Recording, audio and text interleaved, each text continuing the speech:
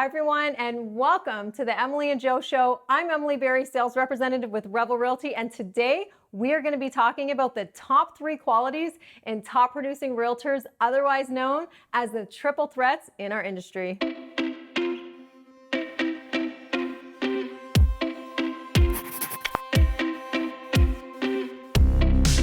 Thanks for visiting us today. If this is your first time on our channel, please consider hitting the subscribe button and hit the bell for updates to all of our future videos containing everything real estate. Just to qualify to talk about this today, I do lead a team of 10 realtors, and I also train at my brokerage, and I have seen many realtors come in the business and fail and many succeed. I've actually mentored and trained several top producing agents. So today I'm going to talk about the qualities of that triple threat top producing realtor. Number 1 is first impressions. Let's talk first about the phone. So when somebody is calling you on the phone, the first impression is very important. You have to sound excited. You have to sound enthusiastic. The questions that you ask somebody on the phone can dictate your rate of conversion for that person. Are you sounding helpful, friendly, confident? People are looking for a confident agent, somebody that knows the market, that knows their job well, and that actually wants to help them. So let's talk about in person now. The biggest opportunity for this for agents is the open houses. When people walk in that open house, often that first handshake and that first hello gives a very strong first impression on, again, whether they want to continue talking to that agent or kind of just wander around the house and kind of avoid them at all costs.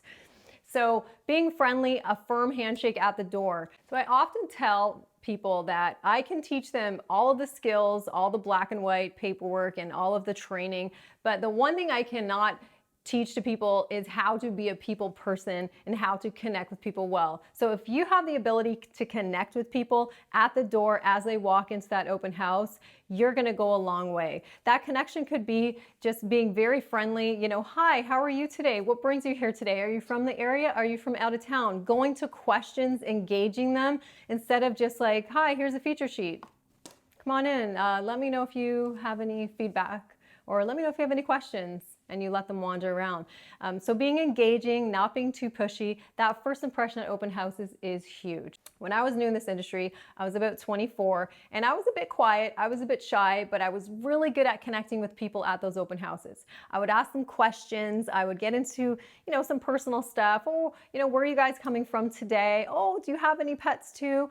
Little things to engage them and make that connection with them. Then later on is the close, but again, we're talking about first impressions today. So be friendly, be enthusiastic about your job is a very good start. The next quality I'm going to talk about is being convincing. This is a huge quality. You have to be able to convince people at that open house to give you their email address so you can follow up. You have to convince them at that open house that you are the agent they should work with, that you have information that they want, that you have something that you're offering a value that they need. And if you're not convincing, they're just going to think you're another agent just handing out a feature sheet. And a lot of these buyers have a lot of different ideas that are not correct. So often we hear things from buyers like, it's best for me to not work with an agent and just submit offers through listing agents. That's a loaded question that us realtors are all over that question, because we want to correct that person, but if you're not convincing in the way you're explaining it to them and educating them on how actually having your own buyer agent positions you a lot better, if you're not convincing, they're not going to be convinced. When we go to houses to price out houses and the seller thinks their house is worth $500,000 when it's actually worth $425,000, we have to be convincing. The top producing realtors will prepare for that appointment. They will have all kinds of data to support what they're trying to get across to that client. If you are not convincing and you say something like, well, I think it's worth more like $425,000. The seller's gonna look at you and say, well, I'm sorry, the guy up the street got $500,000 and I have, this granite and my basement's better than his, and did you take a look at my backyard? And you just sit there and like, and you don't have anything to say back. You need to prepare for these appointments. You need as much data as you can, and you need to be able to handle those objections very professionally.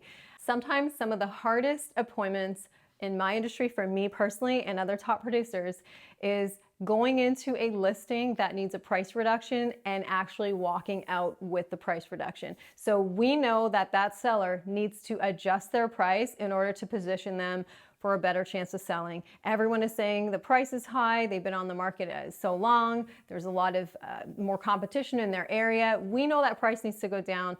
That is a very difficult appointment. And top producing realtors need to be very convincing when they're looking at the seller and telling that seller something they absolutely need to hear. So I can't stress that enough, is these top producing agents that I see, these new ones coming in, and within year 2 and 3, they're up here selling at a level that, 10-year realtors are selling. That's one thing I've noticed about them, is they're very convincing with their clients. Their clients believe them, but they're prepping their scripts and information very well. So the last one I'm going to mention is very important, and that is to hustle. These top producing agents, I assure you, they are not lazy. They do not wait for business to come to them. They are on the phone, they are networking, they are looking for business, pounding the pavement, getting their mail outs out, getting their e-blasts out, sending their intro letters, making sure everyone has their business cards. They're following up with door knocking. If somebody sells a house in their office, they are asking if they can door knock the neighborhood and let everyone know it's sold to see if they can get some business. They hustle. So the top listing agents are not just putting up a sign and waiting for other realtors to come show their property and selling it. They are hustling. They're getting on the phone. They're also hustling and communicating well with their clients, because that is their future business. If you do a good job for clients, they will be walking, talking billboards of your business. So regular phone calls, following up with your clients. This is something that, again, I see these top producers doing. So let's review the top 3 triple threat qualities. 1, good first impression. 2, be convincing. When you're telling them that information, they have to believe it, be believable, make them understand that whatever that you need them to do, they need to do. And hustle, work hard, don't let the business come to you. You have to go pound the pavement and get it. Couple other notable qualities I have here, guys, is being systematic and persistent.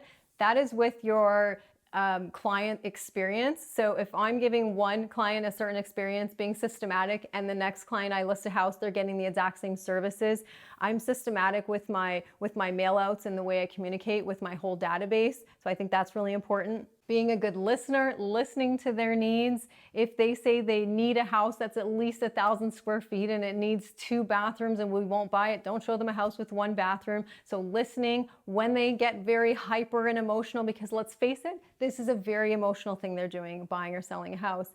You need to be able to listen. Sometimes zip it and listen, be that good ear on the other end of the phone, because again, they're going to appreciate that. They're going to you're going to earn their trust if you're a good listener with them. Communication skills. This is not just communicating with the client. This is communication skills in general. Communicating with the mortgage specialist, communicating with the lawyer. I had a lawyer call today.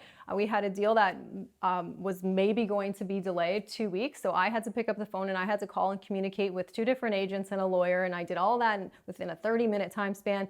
Good communication with all kinds of different professionals, and especially your clients. Other agents, we have to communicate well too, okay, everyone? So some of you realtors, if you're realtors out there that don't communicate well with the other party, oh, you need to spruce up on that, because we all have to work together and play well in the sandbox, okay? Notable, thick skin. You need thick skin. You are going to hear no. You're going to have people at the open houses tell you, yes, I already have a realtor. You're going to go price out properties and have them pick, they're going to pick the other agents. So you need to have thick skin. Top producing realtors are teachable.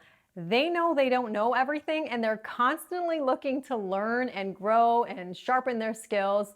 Teachable. The last thing I'm going to talk about today is perseverance. When you fall down, you need to get back up. Things aren't always going to go your way in this business. You're going to have deals fall apart. You're going to have things happen that have nothing to do with anything you did. You can't take it personally. You need to be calm for your client. You might get referrals out of that client even though their deal fell apart. It's happened to me.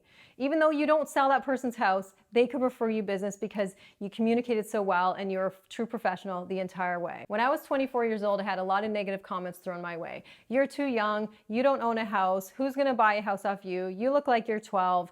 A lot of negative comments my way. And you know what? There were some times that I would drive home in tears, upset over it. But you know what? I said, you know what? I'm gonna still push and push and learn and learn. Thanks for watching, everyone, today. I promise you next time on the Emily and Joe Show, Joe will actually be in the show with me. Thanks again for watching. Have a fantastic day.